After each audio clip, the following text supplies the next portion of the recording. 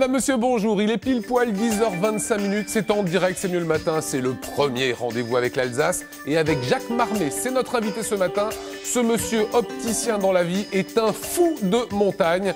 Parcours dans quelques instants. Qu'est-ce que vous nous proposez, vous, Astrid? On a mis un petit indice à votre disposition. C'est pour vous. Jacques Marmet est l'invité de C'est mieux le matin. Jacques, on va en parler. Vous avez, pendant ces dernières années, gravi le plus haut sommet de chaque continent. J'imagine qu'avant de gravir cela, on s'informe sur le temps qu'il fait. Et c'est pour ça qu'aujourd'hui, vous allez nous faire la météo en Alsace. Voici le texte. Ça va, Jacques? Oui, pour l'instant, tout va bien. Oui, oui. Eric, vous nous trouvez quelques petites webcams? Allez, surtout dans les hauteurs. Comme d'habitude. Alors, on va trouver des webcams. Je vous demande pas le Kilimanjaro, on va rester en Alsace? D'accord, ben voilà. Alors, j'ai des webcams, justement, on va faire les sommets de nos montagnes. Alors, au Markstein, pour l'instant, on voit pas grand-chose. Ah bah, elle est éteinte. Le grand ballon, tiens, le grand ballon. Oui. Je pense que vous l'avez fait, Jacques, le plus haut sommet des Vosges. Tout à fait. Bon, voilà, il a été fait celui-là. Bon, bah, vous voyez, il y a de la neige en ce moment dans le grand ballon. Et puis, c'est assez couvert. Hein. C'est assez couvert dans le grand ballon. Alors, c'est parti pour la météo. Droit caméra, vous regardez ici et c'est à vous. Météo, le temps restera gris et humide. Cet après-midi, le ciel sera hésitant. Alternance de passages nuageux qui pourront donner des averses et quelques éclaircies. Sur les Vosges, au-delà de 700 mètres, la neige fera son apparition et les températures resteront sous les normales de la saison.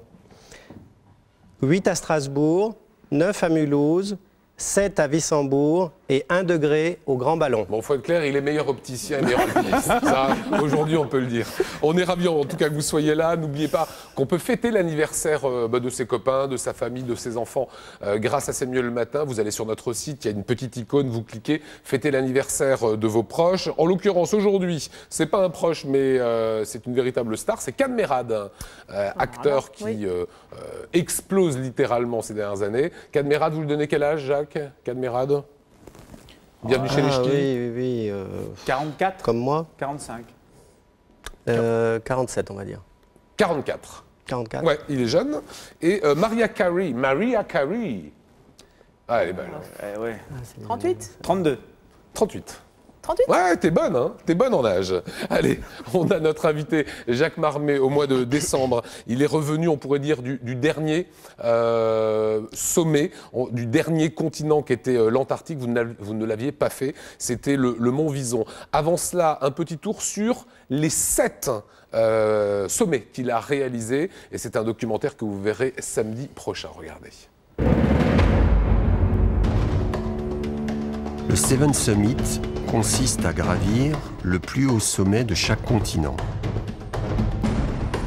Le mont Elbrus, 5642 mètres pour l'Europe. Le Kilimanjaro, 5895 mètres en Afrique. Le mont McKinley ou Denali, 6194 mètres en Amérique du Nord. L'Aconcagua, 6962 mètres, le point culminant de l'Amérique du Sud. La pyramide Carstens, 4884 mètres pour le continent océanique. L'Everest, 8850 mètres, le toit du monde pour l'Asie. Et le mont Vinson, 4897 mètres en Antarctique.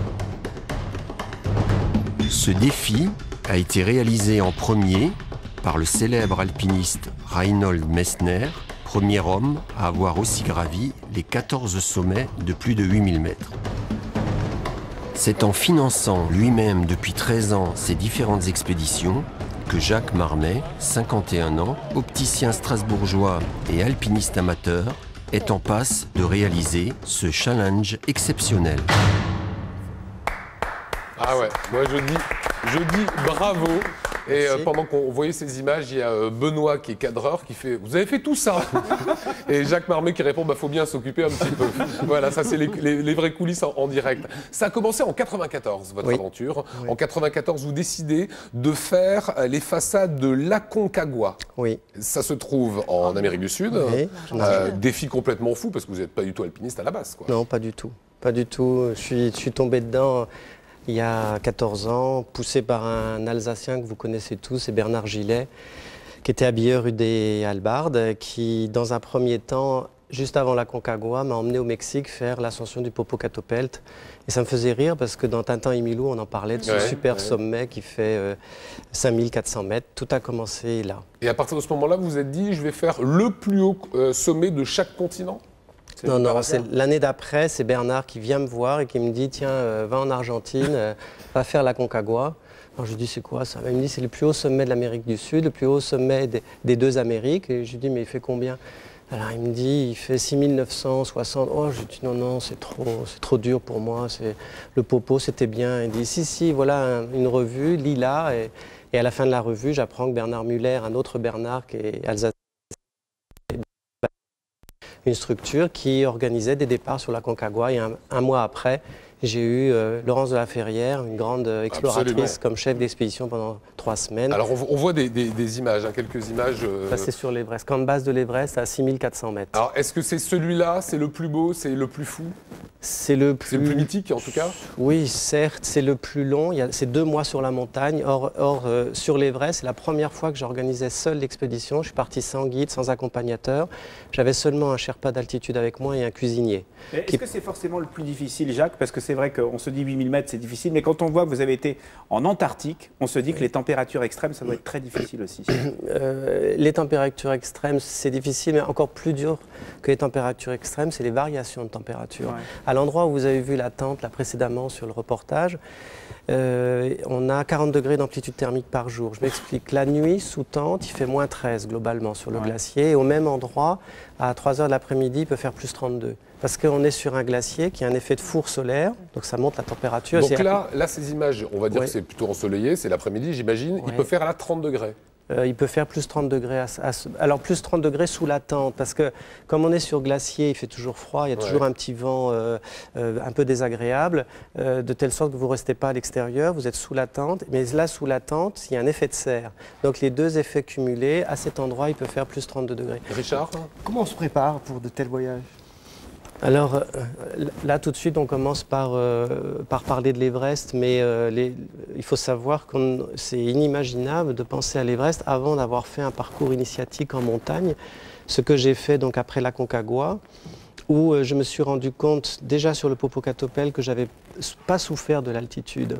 Et sur la Concagua, sur 10 personnes, nous ne sommes que 3 au sommet. On a d'ailleurs sauvé quelqu'un de justesse d'un œdème cérébral avec un caisson hyperbare. Et c'est là que je me dis, tiens, c'est curieux. Les gens autour de moi tombent comme des mouches et moi, je sens rien. Et c'est là que je me suis dit, un petit peu comme nous tous sur le plateau, où vous avez découvert que vous avez peut-être un don, ou vous le découvrez peut-être plus tard. Et moi, je me suis dit, ça, c'est une opportunité. J'ai cette chance de pouvoir aller en haute altitude. Et après, j'ai eu cette boulimie de toujours choisir un sommet plus haut que les autres. Entre le premier et ce qu'on vient de voir, le Kilimandjaro, c'est 10 ans qui se passent quand même. Hein. Voilà, c'est ça. Voilà, moi, ce que je trouve incroyable, c'est que... Non, mais vous nous dites, je me suis mis à l'alpinisme il n'y a pas très longtemps, finalement. 13 ans, comme on dirait, moi, je me suis mise à la pêche. Sauf que l'alpinisme, c'est une vraie discipline très dure. Oui. Et ça ne vous a pas demandé d'effort ou quand même un peu? Rassurez-moi. Mais ses copains dans le film, ils disent, vous allez voir, Jacques Marmé, c'est pas un surhomme. Simplement, il fait du vélo tout le temps, il fait de l'alpinisme tout le temps, il fait de la baraque tout le temps. Voilà. Mais c'est pas un surhomme. C'est un physique pas très grand, plutôt sec, plutôt. Il n'y a pas de gras, quoi. Il est caché, il est caché. Il est comme nous, alors. Quel est votre plus beau souvenir sur les curieusement, c'est le McKinley. Parce que, donc, à chaque fois, j'étais en expédition commerciale. Ça veut dire que j'utilisais les services d'un guide qui me materne, qui me dit, bon, aujourd'hui, tu vas t'habiller comme ça, tu vas t'arrêter là, tu vas manger ce que je te dis, etc. Donc, on fait exactement ce qu'il nous dit. Mais là, au McKinley, comme l'année d'avant, j'avais fait le Shoyu en 8002, le McKinley, il faut tracter une charge derrière nous. On a un traîneau. Et le premier jour, j'avais 2 heures d'avance sur le groupe. Le deuxième jour, j'avais 3 heures. Donc le guide a dit, je vois comment tu fonctionnes. Voilà un talkie-walkie, vis ta vie. Et on reste en relation. Et j'ai fait le McKinley en 11 jours. Alors que d'habitude, il faut 15 à 16 jours. D'habitude, les Américains mettent jusqu'à 3 semaines. 6194. Voilà, et j'ai rencontré le reste du groupe à la descente, le sommet était fait. Alors Jacques, ça vous a coûté combien finalement? Parce que 10 ans d'expédition. Hein. Oui, c'est ça, on apprend dans le film que vous l'autofinancez vous-même, vous n'êtes pas à la recherche forcément. C'est les lunettes que vous avez vendues aux Alsaciens. Non, mais ça doit coûter une fortune. Oui, c'est vrai. C'est une passion, toute passion coûte cher. D'en faire un, qu'on se fasse une les deux plus onéreux, c'est l'Everest et le Mont Vinson. L'Everest, c'est 30 000 €. Le Vinson, c'est 30 000 €. D'accord. Donc, c'est une jolie passion. Voilà, c'est ce que je dis aux gens. Moi, j'ai pas un appartement qui fait 400 mètres carrés. Voilà. J'ai pas une voiture de course. C'est des choix. Celui qui achète un appartement à 300 000 €, qui a très bien gagné sa vie et qui achète ça sur 20 ans, lui, il fait 10 expéditions. Voilà. Sur 10, voilà, ce sont des choix. Jacques, vous restez avec nous. La revue de presse Astrid, rien dans l'alpinisme, j'imagine, dans les petites publications alsaciennes. Ah, vous verrez. Vous verrez, il faut attendre la fin. Voilà, alors bientôt les vacances.